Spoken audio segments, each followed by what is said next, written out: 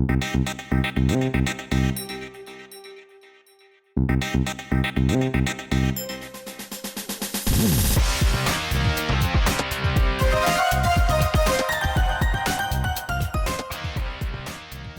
To Sanjay Shah seminar. Marketing first seminar में आप सबका हार्दिक स्वागत है। हमने देखा कि मार्केटिंग की कुछ गलतियां हम करते हैं, तो उन 10 गलतियों के बारे में हमने बात की। अभी नेक्स्ट आगे जाके हम बात करेंगे कि अगर बेटर मार्केटिंग को बेहतर बनाना है तो क्या कदम लेने चाहिए, व्हाट आर दोस थिंग्स, क्या चीजें हमें करनी चाहिए। तो उसके बारे में 7 चीजों के बारे में बात करेंगे। सबसे पहले बेहतर मार्केटिंग के लिए सबसे पहले जो हमें ध्यान रखना पड़ेगा कि हमारी मार्केट क्या है। मार्केट मतलब जो प्रोडक्ट हम बना रहे हैं, जो सर्विस हम दे रहे हैं, उसकी कंडीशन क्या है। मीनिंग सोच लो कि अगर हम शर्ट बना रहे हैं तो शर्ट की मार्केट में कितने कंपटीटर्स हैं, कितने टाइप के कस्टमर्स हैं, किस टाइप की प्रोडक्ट ऑलरेडी मिल रही है, राइट, क्या क्या कंपटीशन है, किस तरह से वो माल बिकता है। तो ये सारी चीज़ें हमें पता होनी चाहिए अपनी मार्केट के बारे में, अपनी प्रोडक्ट की जो मार्केट है, राइट, कहाँ पे उसकी डिमांड है, कहाँ पे किस टाइप की चीज़ें, किस टाइप के कलर चलते हैं, किस टाइप की स्टाइल्स चलती हैं, राइट, किस टाइप के कस्टमर्स होते हैं, क्या प्राइस रेंजेस होती हैं, अलग अलग टाइप के प्राइस रेंज के अंदर कितने कितने कॉम्पिटिशन्स हैं, किस किस टाइप के स्टोर्स के अंदर ये बिकते हैं, उनका एडवर्टाइजमेंट वगैरह कैसे होता है, उनका पैकेजिंग कैसे हो रहा है। इन शॉर्ट हमारे प्रोडक्ट की मार्केट के बारे में, उसकी कंपटीशन के बारे में हमें पूरा पता कर लेना बहुत जरूरी है। जो कस्टमर है, सपोज हम शर्ट बनाने की बात कर रहे हैं, तो हमारे कस्टमर की जरूरतें क्या है। हमने शुरुआत में बात की कि किसी एक कस्टमर वर्ग को चुनना बहुत जरूरी है। तो जिस कस्टमर को हमने चुना है उस कस्टमर की जरूरतें क्या है, या मार्केट के अंदर कोई एक ऐसा गैप है, कोई एक ऐसी असंतुष्ट जरूरतें हैं जिसको कहते हैं ना कि अनसेटिस्फाइड नीड है। ऐसी एक जरूरत है जिसको अभी तक किसी भी कंपटीटर ने फुलफिल नहीं किया है। सपोज कि अलग अलग टाइप के शर्ट मार्केट के अंदर अवेलेबल हैं, और हमें पता चले कि ओके, हम फॉर्मल शर्ट बनाना चाहते हैं, और फॉर्मल शर्ट जो हैं वो या तो बहुत हाई रेंज वाले हैं, हाई प्राइस वाले हैं, या तो मीडियम प्राइस वाले हैं। मीनिंग बीच की जो एक प्राइस होती है, या तो हाई प्राइस वाले हैं या तो लो प्राइस वाले हैं। बीच की एक प्राइस रेंज होती है कि जिसको 800 या 1000 रुपये की हम रेंज बोले। मानो कि हमने ऐसा पता किया कि इस रेंज में बहुत कम कंपटीशन है, या इस रेंज में अच्छे शर्ट नहीं दिए जा रहे। हो सकता है कि ऐसा हमने पता किया। मेरा कहने का मतलब है कि हमारी मार्केट के कंडीशन के बारे में, कंपटीशन के बारे में, कस्टमर को क्या चाहिए उसके बारे में पता कर लें, और ऐसी कोई जरूरत है जो अभी तक कोई कंपटीटर सेटिस्फाइड नहीं कर रहा है, उसका पता करें। और उसमें से वो जो भी जरूरतें हैं जो कस्टमर को चाहिए, क्या हम उसको सेटिस्फाई करने की कोशिश करें, हमारी प्रोडक्ट उसके अनुसार बनाएं, तो क्या पॉसिबल होगा कि हम अपना माल अच्छी तरह से बेच पाएंगे। कहने का मतलब है कि कोई ऐसा कस्टमर वर्ग है, कोई ऐसा कस्टमर का ग्रुप है जिसकी ज़रूरतें अभी भी मार्केट की कोई भी प्रोडक्ट अच्छी तरह से सेटिस्फाइड नहीं कर पा रही है। क्या कोई ऐसा वर्ग है, कोई ऐसा कस्टमर ग्रुप है कि जिसके लिए कोई प्रोडक्ट अभी भी अवेलेबल नहीं है, राइट। सोच लो कि कोई एक कंपनी टिफिन बॉक्स बनाती है, टिफिन बॉक्स। अभी टिफिन बॉक्स बहुत सारे टाइप के अवेलेबल हैं आज के समय में मार्केट के अंदर, लेकिन अगर आप उस सारे टिफिन बॉक्सेस को देखेंगे और फिर आप सोचेंगे कि ओके, जो मुंबई की लोकल ट्रेन के अंदर ट्रैवल करता है, उस कस्टमर को अगर मैं फोकस करूं तो उसकी ज़रूरत के अनुसार एकदम सही तरीके से उसका खाना वो घर से लेके जाके अपने ऑफिस तक लेके जा सके, ऐसा कोई भी टिफिन बॉक्स अभी तक मार्केट में आया नहीं है। मतलब मार्केट के अंदर कोई ऐसी ज़रूरत है और वो साइजेबल है, मतलब उसकी संख्या बहुत है, ऐसे कस्टमरों की संख्या है, काफ़ी है कि अगर मैं ऐसी टिफिन बॉक्स लाऊंगा तो शायद अच्छी तरह से उसको बेच पाऊंगा, क्योंकि इसकी डिमांड हो सकती है। अगर हम ऐसा पता करें कि यस, मार्केट के अंदर ये गैप है, इस टाइप के कस्टमर के लिए कोई प्रोडक्ट नहीं है, और फिर हम उस टाइप की प्रोडक्ट निकालें, तो ये एक स्टडी करना बहुत ज़रूरी है। ये स्टडी करते वक्त ये भी ध्यान रखना चाहिए कि ओके, कस्टमर की ये ज़रूरत है, लेकिन अगर मैं उस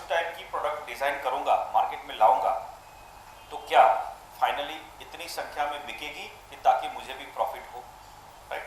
क्या मैं मतलब फायदेमंद तरीके से कस्टमर की उस जरूरत को पूरा कर सकता हूँ, ये इवेल्युएशन भी करना जरूरी है। कस्टमर की नीड के लिए कोई प्रोडक्ट अवेलेबल नहीं है ऐसा पता हो गया, लेकिन अगर मैं बना के लाऊंगा उसको तो मुझे जो खर्चा होगा उस खर्चे को मैं रिकवर कर सकता हूँ। मुझे जो खर्च होगा उस खर्च को रिकवर करके क्या मैं प्रॉफिट कमा सकता हूँ? अगर इतनी साइज उस सेगमेंट के अंदर है, उतना अगर माल में बेच सकता हूँ, ऐसा पोटेंशियल है उसमें, उतनी क्षमता है उस सेगमेंट के अंदर कि इतना माल तो बिक सकता है, तो ही फिर उसके अंदर आगे बढ़ना चाहिए। दूसरा कि जो प्रोडक्ट मैं लेके आऊंगा क्या कस्टमर को पसंद आने की संभावना है, तो उसके लिए कुछ स्टडी करना इस तरह से जरूरी है कि जो कुछ लोग होते हैं, कुछ पोटेंशियल कस्टमर होते हैं, उनसे बात करना बहुत जरूरी होता है, राइट। कैसे? क्योंकि कभी कभी प्रोडक्ट हम डिजाइन कर डालते हैं, प्रोडक्ट मार्केट में लेके आते हैं, तब तक किसी रियल कस्टमर को हमने वो प्रोडक्ट ना तो दिखाई होती है ना उससे फीडबैक लिया होता है।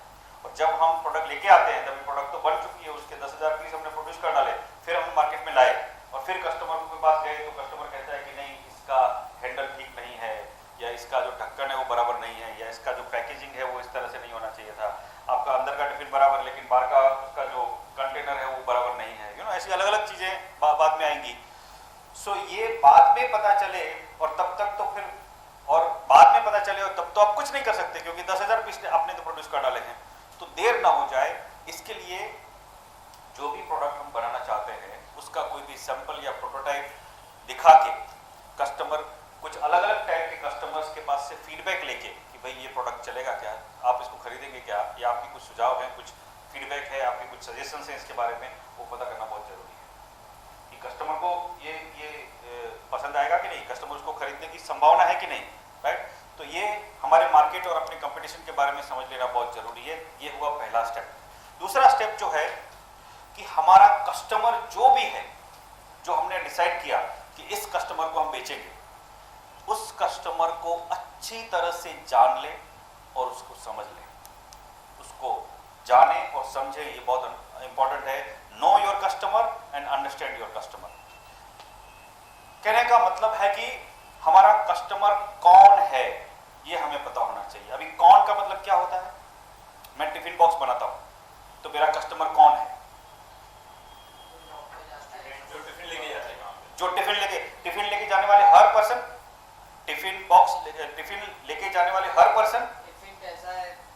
हाँ, देखो अभी किस तरह से कस्टमर को फाइंड आउट करना, हमारा कस्टमर कौन है, राइट। अभी जो टिफिन लेके जाते हैं उसमें दो टाइप के लोग होते हैं। एक खुद अपना टिफिन साथ में लेके जाते हैं, दूसरे डब्बे वाले के थ्रू लेके जाते हैं, राइट। सो मेरा टिफिन बॉक्स किसके लिए सूटेबल है? हाँ, स्कूल में बच्चे लेके जाते हैं, राइट। स्कूल में बच्चे खुद के साथ लेके जाते हैं, तो मेरा टिफिन बॉक्स किसके लिए सूटेबल है? डब्बे वाले के लिए सूटेबल है या खुद की बॉक्स के लिए सूटेबल है? समझे आप? तो कस्टमर वहां पे डिवाइड हो गया कि डब्बे वाले के साथ जाने वाला टिफिन एक टाइप का होगा, बैग में जाने वाला टिफिन दूसरे टाइप का होगा। ओके, बैग में जाने वाला जो टिफिन बॉक्स है उसके अंदर भी वापस कि कैसा होगा, क्या साइज का होगा, क्या शेप का होगा, किस टाइप की बैग के अंदर वो सूटेबल होगा। सो अगर आप धीरे धीरे अगर पता करने चाहोगे तो पता चलेगा कि कस्टमर की लाइफ को थोड़ा सा समझने की कोशिश करेंगे, कस्टमर की लाइफ में थोड़ा सा झांकेंगे, उसको समझने की कोशिश करेंगे, तो अपने को बहुत सारा आइडिया बहुत सारे आइडियाज हमको आ जाएंगे कि अगर हम कस्टमर के लिए टिफिन बॉक्स अगर इमेजिन कर रहे हैं, उसको डिजाइन करने की कोशिश कर रहे हैं, तो कस्टमर हमारा इस टाइप का है, उसकी लाइफस्टाइल ऐसी है, उसकी ज़रूरतें ऐसी है, उसकी आदतें ऐसी है, उसकी जीवन शैली ऐसी है, राइट। उसके अनुसार मुझे इस टाइप की प्रोडक्ट बनानी चाहिए, राइट। दूसरा, हमारा जो प्रोडक्ट हम बनाएंगे उसको खरीदने के लिए ग्राहक को मोटिवेशन कहां से आता है, प्रेरणा कहां से मिलती है? कस्टमर हमारी प्रोडक्ट खरीदेगा, उसकी मोटिवेशन उसको कहां से मिलेगी? क्या ऐसा होगा जिससे वो हमारी प्रोडक्ट खरीदने के लिए तैयार हो जाएगा? ओके, क्वालिटी तो जब वो उसकी जरूरत फाइनल हो चुकी तभी वो डिसाइड करेगा, राइट। लेकिन पहले तो मुझे ये टिफिन बॉक्स खरीदना है, राइट। ये डिसीजन वो किसी एक स्टेज पे लेगा ना, उसको हाँ, नो एडवर्टाइजमेंट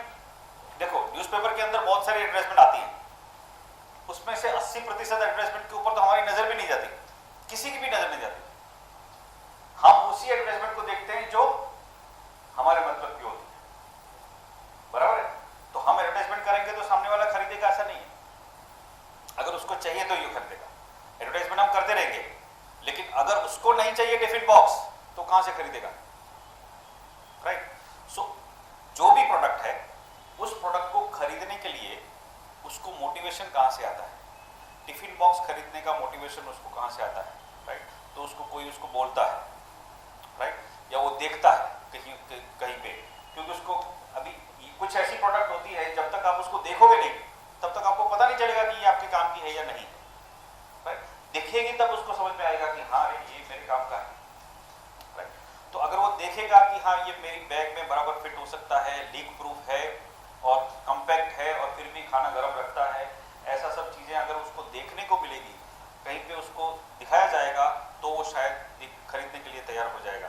सो हो सके उतना डेमोन्स्ट्रेशन अगर हम कर सकते हैं उसका, जहां जहां पे इस टाइप के कस्टमर आते हैं, तो अच्छा होगा। मीनिंग उसको तुरंत पता चलेगा कि हाँ ये मेरे काम का है, या उसकी वाइफ जहाँ पे खरीद करने के लिए जाती है वहाँ पे उस लेडी को दिखाया जाए, उस दुकानों में, या ऐसा कुछ पोस्टर उसको दिखाया जाए या उस तरह से उसको कम्युनिकेशन किया जाए, तो उसको तुरंत पता चलेगा। क्योंकि एडवर्टाइजमेंट करेंगे तो बहुत बड़ा खर्चा हो जाएगा, लेकिन ये खरीदने के लिए, टिफिन बॉक्स खरीदने के लिए कुछ एक टाइप की दुकानें ही होती है ना जहाँ से आपको टिफिन बॉक्स मिलते हैं। तो अगर उस दुकान पे ही कुछ एक्टिविटी हम करते हैं जहाँ पे कस्टमर आ गया है तो अब इसको खरीदने की संभावना बहुत ज्यादा हो गई है ना, उस वक्त अगर कुछ होता है तो खर्च भी कम होगा और उसकी रिजल्ट भी ज्यादा आएगी। सो उसी तरह से सोच लो मोबाइल फोन। अभी मोबाइल फोन खरीदने के पीछे मोटिवेशन क्या होता है, लोग क्यों मोबाइल फोन नया खरीदते हैं? मोबाइल फोन एक है, उसके बाद नया जब लेता है आदमी तो क्या चीज से प्रेरित होकर वो नया फोन खरीदने के लिए मजबूर है? हाँ, नए नए फीचर्स आते हैं, नई सुविधाएं आती हैं, राइट। अभी आजकल के जमाने में अगर आपके पास स्मार्टफोन नहीं है तो फिर बराबर, तो लोगों को ऐसा लगने लगा है कि स्मार्टफोन तो होना ही चाहिए। दूसरा, स्मार्टफोन भी हो, टच वाला भी होना चाहिए। क्यों? क्योंकि सबके पास है, क्योंकि हर एक के पास है। मेरे पास नहीं है मतलब मैं बैकवर्ड हूं। तो ये मोटिवेशन वहां से आया, अगर औरों के जैसा मुझे दिखना है तो मेरे पास टच फोन होना चाहिए। अगर दूसरे लोग व्हाट्सएप यूज कर रहे हैं तो मुझे भी उस कम्युनिटी में पार्ट लेना है, तो मुझे भी स्मार्टफोन लेना पड़ेगा जिसके अंदर व्हाट्सएप हो सके, तो ये प्रेरणा कहां से आई? ग्रुप से आई। और लोगों के साथ जुड़े रहने की जो एक इच्छा है, एक ग्रुप का पार्ट बने रहने की जो इच्छा है, वहां से वो प्रेरणा आई। टिफिन बॉक्स खरीदने की प्रेरणा कहां से आई?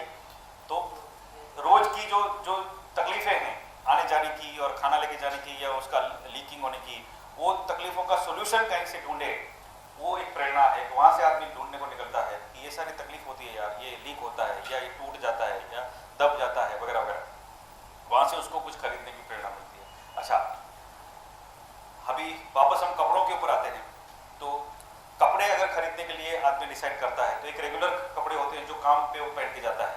फिर सोच लो कि पार्टी के कपड़े, पार्टी शादियों में वगैरह जो कपड़े पहने जाते हैं, वो कपड़े पहनने की प्रेरणा उसको कहां से, मोटिवेशन कहां से मिलता है, कब खरीदता है?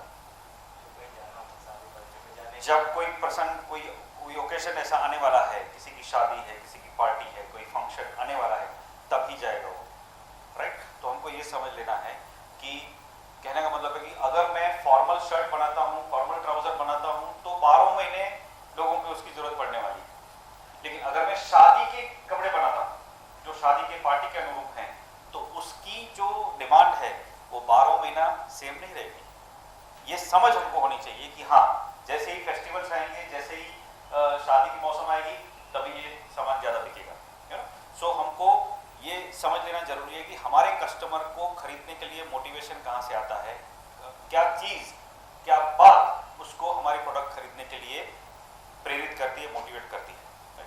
दूसरी बात, हमारा कस्टमर कैसे खरीदता है, कैसे? हर एक पर्सन हर एक प्रोडक्ट और सर्विस को एक पर्टिकुलर तरीके से ही खरीदता है। कुछ लोग मॉल में जाके अचानक से एंटर होते हैं, जाते हैं और जो प्लान नहीं किया होता वो चीजें खरीद के आ जाते हैं। कुछ लोग मॉल में जाते हैं, पूरा लिस्ट लेके जाते हैं और उसके अनुसार ही कुछ चीजें खरीदते हैं। कभी कभी आपने देखा होगा कि आपको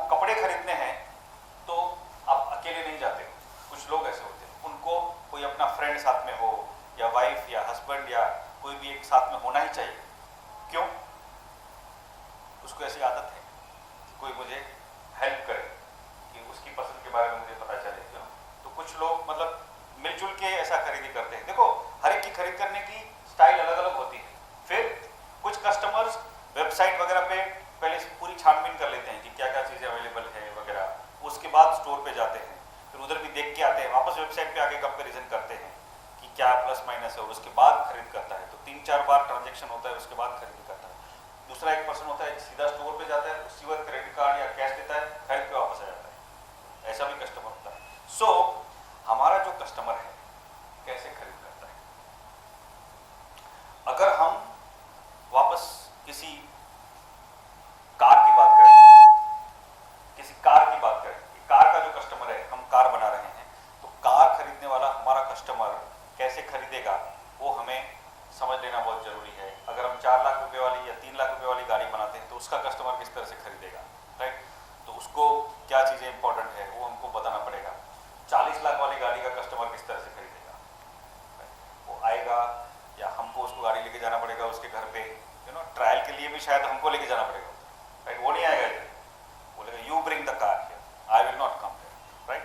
और ये 4 लाख वाला तो रेडी होगा, आएगा, वो करे, हो सकता है ऐसा, डिपेंड्स। और 4 लाख रुपए गाड़ी वाला घर पे भेजेंगे भी नहीं, शायद नहीं भेजेंगे, आना है तो इधर आएगा कस्टमर। सो हर एक कस्टमर, हर एक टाइप का कस्टमर का खरीदने का तरीका अलग अलग होता है। हमें ये समझ लेना जरूरी है कि हमारा कस्टमर हमारी प्रोडक्ट कैसे खरीदता है। अकेले खरीदता है, ऑन द स्पॉट खरीदता है, और 2-3 लोग साथ में जाके खरीदते हैं, पूरी छानबीन करने के बाद खरीदता है, 3-4 बार ट्रायल लेता है, उसके बाद खरीदता है, 15 लोगों को पूछने के बाद खरीदता है, कैसे खरीदता है, तो ये समझ लो, दैट इज वेरी इंपॉर्टेंट। दूसरा, हमारी प्रोडक्ट खरीदने के वक्त उसको डिसीजन लेने में कौन कौन लोग शामिल होते हैं, कितने लोगों का डिसीजन या एडवाइस उसके ऊपर प्रभाव डालता है। आपके घर में आप टीवी लोगे, टीवी कौन डिसाइड करेगा? ओके, आप खरीदोगे, डिसीजन किसका होगा? बीवी और बच्चों का होगा ना? तो जो टीवी वाला अगर एडवर्टाइजमेंट करेगा, मार्केटिंग करेगा, वो मैसेज किसको देगा? वो आपको नहीं देगा, आप तो फाइनेंसर हो खाली। वो किसको देगा? बच्चों को या वाइफ को, उधर टारगेट करेगा, क्योंकि एक्चुअल डिसीजन मेकर वो है, आप तो सिर्फ पेमेंट कर रहे हो, राइट? तो ये कौन इन्फ्लुएंस करता है? उसी तरह से मोबाइल फोन। सो मोबाइल फोन खरीदने के लिए आदमी जब आता है तो उसके डिसीजन को कौन असर कर रहा है? उसके फ्रेंड्स, दूसरे लोग जो भी इनको उसके साथ जुड़ते होंगे, वो लोग उनको इन्फ्लुएंस करते होंगे। आजकल के ज़माने में किसी भी एल्डर का मोबाइल फ़ोन का डिसीजन उसका यंगस्टर या टीनेजर लड़का लड़की बेटा बेटी जो भी होगा बहुत असर करता है, क्योंकि उनको ज़्यादा मालूम है उसके बारे में, नेचुरली, राइट? उसी तरह से जो भी प्रोडक्ट है उसको खरीद करने में कौन हेल्प करता है, कौन इन्फ्लुएंस करता है? पर्सन अगर ज्वेलरी खरीदने को जाता है तो किसी और से एडवाइस लेता है। देखो, अगर वो मकान खरीदने को जाता है तो किसी एक पर्सन की एडवाइस लेता है, अगर वो इंश्योरेंस लेता है तो किसी को पूछता है, राइट? अगर वो फिल्म देखने को जाता है तो भी पहले न्यूज़पेपर को देखता है, वेबसाइट पे रिव्यू पढ़ता है, कुछ लोगों को पूछता है यार कैसी चल रही है फिल्म, अच्छी है वगैरह, सो कहने का मतलब है कि किसी भी प्रोडक्ट के लिए पर्सन किसी ना किसी के पास से कुछ जानकारी लेता है, राइट? और वो पर्सन इसके ऊपर इन्फ्लुएंस डालते हैं, इसको प्रभाव डालते हैं इसके ऊपर। सो हमें ये समझना है, हमारा कस्टमर हमारी प्रोडक्ट खरीदने को आएगा, उस वक्त कितने सारे लोग उसको इन्फ्लुएंस करेंगे, कौन लोग हैं, और उन लोगों का जो कम्युनिकेशन है, जो भी लोग हैं, उन लोगों के साथ इनकी जो कम्युनिकेशन हुई होगी, जो भी बातचीत हुई होगी, उसको ध्यान में रख के हमारी मार्केटिंग की प्लान होनी चाहिए, ठीक है? तो ये कस्टमर के बारे में इतनी चीज़ें हमको समझ में रखनी चाहिए। तीसरा, हमारा कस्टमर एक स्पेसिफिक टारगेट हो, ये बहुत जरूरी है। एक निश्चित ग्राहक वर्ग को हम चुने, ये बहुत ही इंपॉर्टेंट है, राइट? अभी अलग अलग एडवर्टाइजमेंट जो आप देखते हो कि मैगी की, अलग अलग एडवर्टाइजमेंट जो आप देखते हो कि जो इंस्टेंट नूडल्स की एडवर्टाइजमेंट आएगी, जनरली उस एडवर्टाइजमेंट के अंदर किसको दिखाया जाएगा? बच्चों को ही दिखाया जाएगा। क्यों? उसका टारगेट सेगमेंट जो है, कस्टमर सेगमेंट बच्चे ही है, राइट, कंज्यूमर वो है। हाँ, उसी तरह से बच्चे के रिलेटेड चाहे वो कोई ड्रिंक्स होगा, हेल्थ ड्रिंक होगा, चॉकलेट होगी, च्युइंग गम होगी, राइट, बिस्किट्स होंगे, तो वो सारी चीजें जनरली बच्चों को टारगेट करके बेची जाती है। उसी तरह से सपोज च्यवनप्राश है, तो च्यवनप्राश की एडवर्टाइजमेंट में जनरली आप किसके फोटोग्राफ या किसको देखोगे? किसी एजेड को, बुजुर्ग लोगों को देखोगे। क्यों? अमिताभ बच्चन को देखोगे। क्यों? हाँ, तो बिकॉज कि वो बुजुर्ग लोगों के लिए है। अब कहने का मतलब ये नहीं है कि च्यवनप्राश अगर बच्चे या यंगस्टर्स खाएंगे तो उनको कोई बेनिफिट नहीं होगा, उनको भी बेनिफिट होगा, लेकिन कंपनी किसी एक ग्रुप को तो टारगेट करे पहले। सपोज उन्होंने एल्डरली लोगों को टारगेट किया, 60 प्लस या 50 प्लस लोगों को, कम से कम उतने लोगों को पहले टारगेट करते हैं ताकि अपने कम्युनिकेशन में, अपने मार्केटिंग के संदेश में क्लैरिटी हो कि हमें इन लोगों से बात करनी है, राइट। उसका मार्केटिंग का पूरा कैंपेन उसी कस्टमर ग्रुप को फोकस रख के ही वो लोग करते हैं। बाकी के लोग लेंगे उसको, दैट इज एडिशनल, लेकिन हमें किसी एक कस्टमर को तो फिक्स करना बहुत जरूरी है, किसी एक कस्टमर के ग्रुप को टारगेट करना बहुत जरूरी है, क्योंकि कोई भी प्रोडक्ट या कोई भी सर्विस सारे कस्टमरों को सेटिस्फाई कर ही नहीं सकती।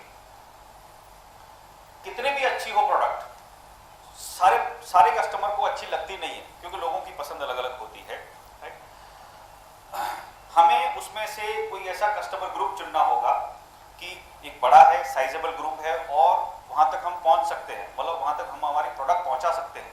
तो ऐसा एक कस्टमर ग्रुप हमको चुनना होगा जिसको टारगेट कस्टमर ग्रुप हम कहते हैं, राइट। अगर वो टारगेट कस्टमर ग्रुप बहुत बड़ा है, साइजेबल है और उसमें से हमको इनफ प्रॉफिट मिल सके, उतनी सेल भी हो सकती है, अगर जब तक हम उस कस्टमर ग्रुप को फुलफिल नहीं करते, उसकी पूरी जरूरतें पूरी नहीं हो जाएगी, हमारी सेल वहाँ पे सेचुरेट नहीं हो जाती, तब तक किसी दूसरे कस्टमर ग्रुप तक फोकस नहीं करना चाहिए। जब एक कस्टमर ग्रुप को उसकी जरूरतें पूरा करने के लिए अगर हमको कुछ ना कुछ करके देना पड़ेगा, तो प्रोडक्ट के अंदर कुछ चेंज करना पड़ेगा, सर्विस के अंदर कुछ चेंज करना पड़ेगा, कम्युनिकेशन के अंदर हमारे मैसेज के अंदर कुछ चेंज करना पड़ेगा, तो वो सब कर करके एक ही कस्टमर ग्रुप को पकड़े रखना बहुत जरूरी है, राइट। तो ये बहुत इंपॉर्टेंट एक स्टेप होता है किसी भी एक स्पेसिफिक टारगेट ग्रुप को चुनना, जो कि किसी भी कंपनी को अपनी सक्सेसफुल मार्केटिंग के लिए ये डिसीजन लेना बहुत जरूरी है कि हम जो भी प्रोडक्ट बना रहे हैं किस टारगेट कस्टमर के लिए बना रहे हैं। कोई भी प्रोडक्ट हो, कपड़ा हो, मोबाइल फोन हो, फ्लैट हो, पेंट हो या कॉस्मेटिक हो, हेयर ऑयल हो, साबुन हो, इंस्टेंट नूडल हो, कोई भी प्रोडक्ट आप लो, फर्निशिंग की कोई प्रोडक्ट है, कुछ भी, किसको बेच रहे हैं हम, कौन सा कस्टमर, किस एज का, किस इनकम ग्रुप का, किस एजुकेशन का, किस लोकेलिटी का, कितने परिवार में मेंबर है, ऐसा उसकी लाइफस्टाइल कैसी है, उसकी आदतें कैसी है, ऐसा एक फिक्स कस्टमर को टारगेट करना बहुत इंपॉर्टेंट है, राइट। तो एक टारगेट ग्रुप ऐसा फाइंड आउट करना, ये एक स्टेप हमें लेना पड़ेगा। चौथा जो स्टेप हमें लेना पड़ेगा, हमारी मार्केटिंग का एक फिक्स्ड, एक निश्चित मार्केटिंग संदेश, मार्केटिंग कम्युनिकेशन हमें एस्टेब्लिश करना होगा। जैसे ही हमारे प्रोडक्ट के बारे में बात आए, देखो बड़ी बड़ी कंपनियां बहुत बड़े बड़े ऐसे कैंपेन चालू करती हैं, बड़े बड़े एडवर्टाइजमेंट के बड़े बड़े कैंपेन चलते हैं, लाइक एयरटेल का एक कैंपेन आया था ना, हर एक फ्रेंड जरूरी होता है, बराबर, हर एक फ्रेंड जरूरी होता है, या ऐसे अलग अलग लोग अलग अलग कंपनीज ऐसा करते रहते हैं, लेकिन उसमें तो वो तो मास मार्केटिंग करते हैं और बड़ी कंपनियां हैं, उनका मार्केटिंग का बजट बहुत बड़ा होता है, वो लोग कर पाते हैं। हम छोटी कंपनी वाले, हम अपने मार्केटिंग का इतना बड़ा लेवल, हम एडवर्टाइजिंग वगैरह इतने लेवल पे कर नहीं सकते, लेकिन जो लेवल पे भी हम करेंगे, जितने लेवल पे हम अपनी एडवर्टाइजिंग, अपनी मार्केटिंग करेंगे, हमारा कुछ तो मैसेज होगा ना।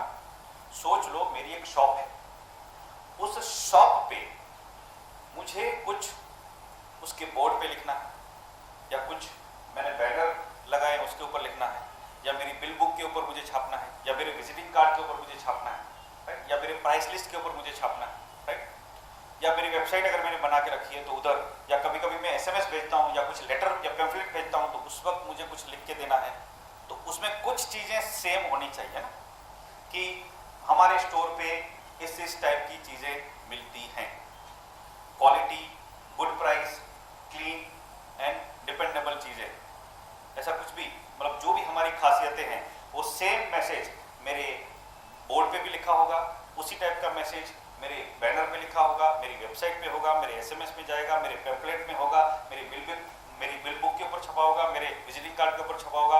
जितने भी कम्युनिकेशंस हैं मेरी, अगर मैं कैरी बैग देता हूं तो उसके ऊपर भी छपा होगा। जहां पे हमारी कंपनी के बारे में जहां पे कस्टमर के साथ कम्युनिकेशन होता है, उस हर जगह पे सेम कम्युनिकेशन जाना चाहिए, सेम कम्युनिकेशन जाना चाहिए, ताकि उसको पता चले अच्छा ये खाली कम्युनिकेशन शब्दों में लिखा हुआ छपा हुआ इतना नहीं, हम बोल रहे हैं अगर ऐसा कि हम आपको क्विक सर्विस देंगे, वो हमने प्रॉमिस कर दिया, लिख दिया बोर्ड के ऊपर या पैम्पलेट के ऊपर या एसएमएस के ऊपर लिख डाला, for quick service come to us. उसके बाद मार्केटिंग वहां पे खत्म नहीं हुई है, वहां पे एडवर्टाइजमेंट हुई, कम्युनिकेशन हुआ। अभी क्विक सर्विस अगर हम प्रॉमिस करते हैं, देना भी चाहिए। अगर हम बोलते हैं कि हम ऑनेस्ट हैं, हम फेयर हैं, तो हमारा व्यवहार भी फेयर होना चाहिए। अगर हम कहते हैं कि हमारी प्रोडक्ट की क्वालिटी अच्छी है, सर्विस अच्छी है, तो हमारी क्वालिटी और सर्विस अच्छी होनी चाहिए। अगर वो नहीं होगा तो हमारा कम्युनिकेशन आधा अधूरा हो जाएगा। कस्टमर के मन में एक, जैसे ही हमारा कम्युनिकेशन पहुंचा, हमारा एसएमएस पहुंचा, हमारा पैम्पलेट पहुंचा, हमारा बोर्ड देखा उसने, यहाँ पे क्वालिटी प्रोडक्ट मिलती है, ऐसा देख के वो आया खरीदने के लिए। जैसे ही आया उसको पता चला कि ये तो लिखा है लेकिन क्वालिटी है नहीं, सर्विस इनकी अच्छी है नहीं, सर्विस क्विक नहीं है, भाव बहुत ज़्यादा है, रीजनेबल रेट लिखा है लेकिन भाव ज़्यादा है, तो हमारा कम्युनिकेशन जो शब्दों में लिखा था और हमारा जो एक्शन था मैच नहीं हुआ, ये नहीं चलेगा। मार्केटिंग फेल हुई वहाँ पे, क्योंकि मार्केटिंग मतलब खाली बोलना नहीं है, अमल भी करना है उसको। हमने क्या कहा, कस्टमर की ज़रूरतें उसको समझना, राइट, और उसको फायदेमंद तरीके से पूरा करना। कस्टमर की जरूरत जब तक पूरी नहीं होती तब तक मार्केटिंग पूरी नहीं हुई है। मार्केटिंग हमने एडवर्टाइजमेंट के जरिए बता दिया उसको, वहां पे तो मार्केटिंग शुरू हुई, खत्म कहां पे हुई? जब कस्टमर खरीदेगा, यूज करेगा, खुश होगा तो सक्सेसफुल हुई, फिर से आया तो सक्सेसफुल हुई, भाग गया, फेल गया। तो हमारा जो कम्युनिकेशन है वो शॉर्ट होना चाहिए, संक्षिप्त होना चाहिए। जनरली सपोज उस तरह से दो चीजें जो कम्युनिकेशन के बारे में हमको याद रखनी चाहिए कि एक तो कंसिस्टेंट होना चाहिए, हर अलग अलग मीडियम, अलग अलग माध्यम के द्वारा जो हम कस्टमर के साथ बात करते हैं, उस हर एक माध्यम में एक ही मैसेज जाना चाहिए, एक ही कलर में, एक ही शब्दों में, एक ही भाषा में, हो सके तब तक। दूसरी बात, अगर हमको अपने बिजनेस के बारे में किसी को बताना है तो शॉर्ट में कैसे बता सकते हैं? मान लो जिसको कहते हैं बिजनेस की लैंग्वेज में एलिवेटर स्पीच, ओके, या एलिवेटर टॉक। ये एलिवेटर स्पीच क्या होती है कि किसी के साथ मान लो कि हम लिफ्ट में मिल गए, किसी को हम लिफ्ट में मिल गए मान लो, और लिफ्ट में ग्राउंड फ्लोर से लेके 7वें माले तक जाने के लिए आपके पास 10, 15, 20 सेकंड का टाइम है। उतने टाइम के अंदर आप उसको बता सकते हो कि अपने बिजनेस के बारे में, क्या आप उन 10, 15, 20 सेकंड के अंदर अपने बिजनेस के बारे में बता सकते हो कि वो दरवाजा 7वें फ्लोर पे दरवाजा खुलेगा तब तक आपने उसको बता दिया होगा? ऐसा संक्षिप्त मैसेज आपको एक डेवलप करना चाहिए, ताकि जब भी मौका आए, आपको कोई पूछे कि सर आप क्या करते हो, तो आप बता सको कि हम अपनी ट्रेनिंग और कंसल्टिंग के द्वारा कंपनीज और इंडिविजुअल को सेल्स, प्रॉफिट, प्रोडक्टिविटी और हैप्पीनेस, हेल्थ और वेल्थ कैसे ज्यादा मिले उसकी हेल्प करते हैं।